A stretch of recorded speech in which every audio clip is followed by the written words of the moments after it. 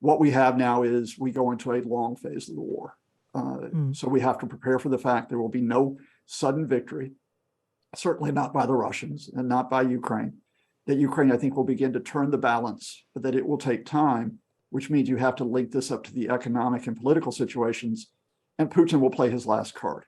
He will try to freeze us here in the UK. He'll try to freeze people across Europe and hope that it breaks the willingness of people to support Ukraine.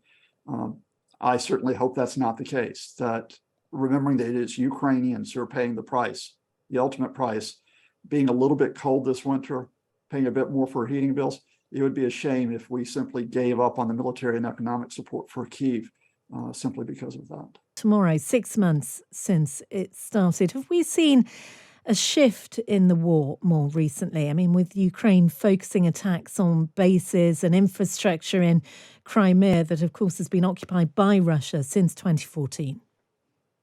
Well, first of all, what we're going to see tomorrow is Ukraine Independence Day. Yeah. So it's not only 6 months after the start of the Russian invasion, but Ukraine is still there. So you're going to see, I think, a marker there that they have survived, even though at the same time they have put out warnings that Russia may try to mar the day by firing more missiles into civilian areas. So they're being very cautious about it. But still, I think it's reason to think that given the expectation was that Kyiv would fall in the first few days of the war, that the Zelensky government would have to leave the capital if it was not overthrown first. Well, they've made it this far. But beyond that, yeah, there is a shift of the war, and it's actually towards the Ukrainians. What we've seen, again, is there's two major fronts of the war now, because Kyiv in the north, the Russians withdrew at the end of March. In the east, the Russians have stalled. The Institute for the Study of War, which I think is one of the best observers of the conflict, put out their assessment yesterday that they do not expect further Russian advances in the east in that offensive after the Russians did take some territory last month. Meanwhile, in the south, the Ukrainians, it's not exactly a counteroffensive. They're not taking a great deal of territory on the ground, but you have mentioned these attacks on Crimea, far behind the front lines, either through sabotage, drones, or long-range missiles. And those have really caused a lot of damage to the Russians, including destroying more than half of their warplanes for the Black Sea Naval Air Fleet. So Ukraine's also destroying or damaging bridges that the Russian military use, ammunition depots, other Russian logistical centers. So we're not talking about a Ukrainian victory here, but we are talking about the fact that the Ukrainians have resisted. They have held out. And the longer this conflict goes on, the longer I expect the Ukrainians to gradually turn the pressure back upon Moscow. It's interesting because we were just hearing in our sports update there, Nick Ellaby was telling us that football's back on in Ukraine, and there's going to be football league starting today. There's going to be matches in Kyiv. They're not going to have spectators. But, 6 months ago, when we look at the start of the war, and as you said, there was this sort of a feeling, a sense of inevitability at the very start that Kyiv might fall within the first few weeks. And it hasn't. And here we are 6 months into this war. And as I said, football is going to start getting played again in the stadium in Kyiv today. It seems, as you said, Ukraine is still very much in this war where some people thought it wouldn't be. And I remember on the first night of the war, I was in a podcast with a number of military experts, and we were watching the Russians trying to seize a key airfield outside Kyiv to bring their special forces into the airfield and then into the city. And we thought, that within a few days they would succeed in doing so. And we were wrong, and I had to say as a person, I'm glad we were wrong. Because the Russians overestimated, or at least Vladimir Putin overestimated the strength of his forces and underestimated Ukrainian resistance. We now know that the Russians thought they could move into Kyiv and the government would collapse with the Ukrainians rising up against it. We know that the FSB, Russian intelligence service officers, were planning to move into apartments in the cities in the first few days. None of it happened. And instead, what you have seen is first and foremost that the government has stood, that the military has stood, and that the people have stood. So you may remember, Anna, that in the first few weeks of the war, that rather than give in, the Ukrainians were actually singing. They were having concerts in underground shelters, bomb Yeah. shelters. And now they not only are singing in the shelters, they're singing above ground. They're having sporting events again, cultural events. And in a show of defiance, they're lining up destroyed Russian tanks on the main street in Kyiv, which will be part of the Independence Day celebrations tomorrow. Okay, just want to take a look, Scott. I mean, this story has been covered the past couple of days, and it's on the front page of the Times this morning. Russia blaming mother and daughter for car bombing.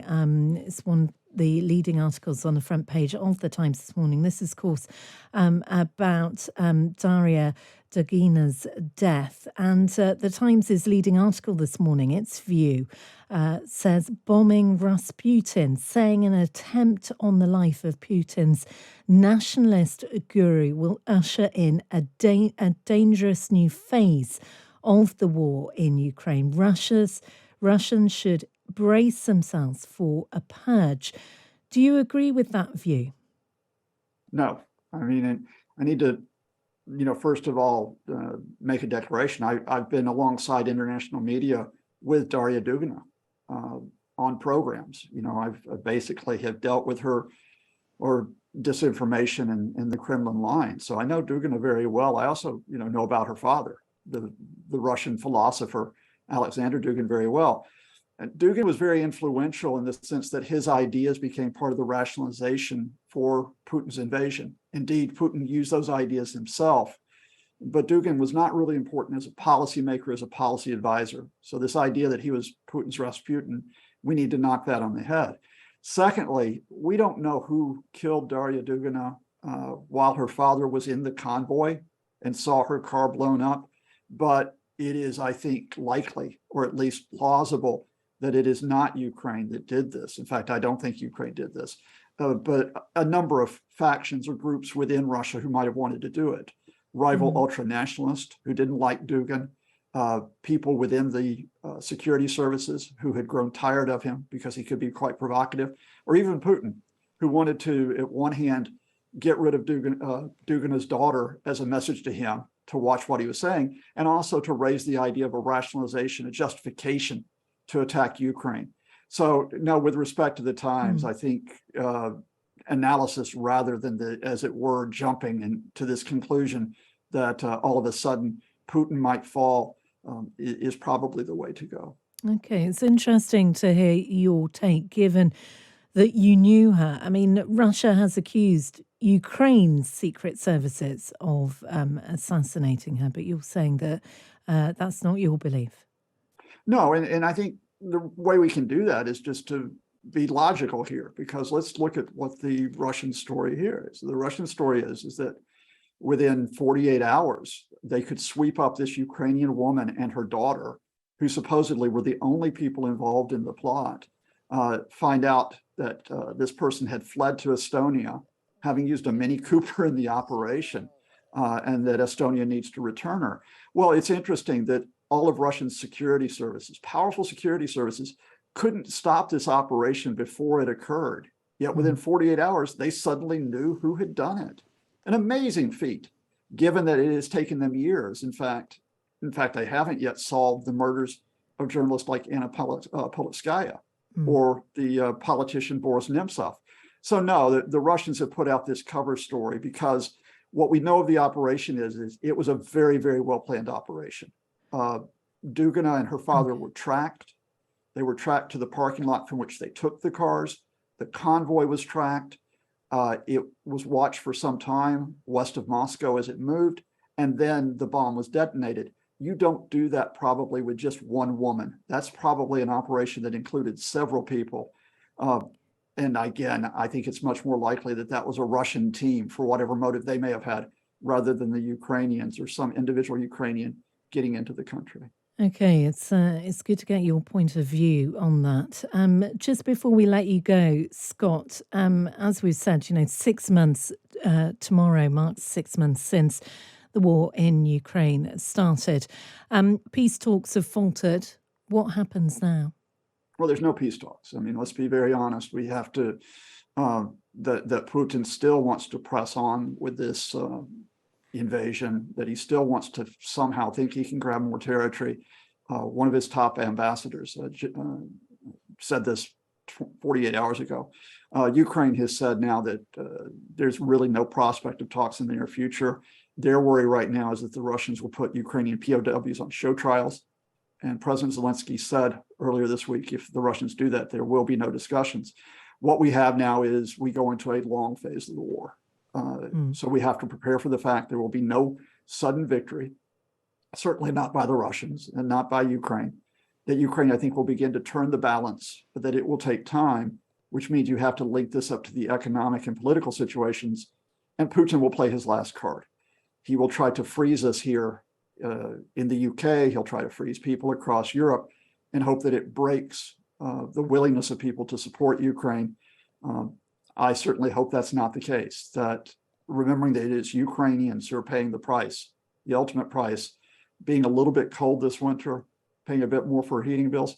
It would be a shame if we simply gave up on the military and economic support for Kyiv simply because of that.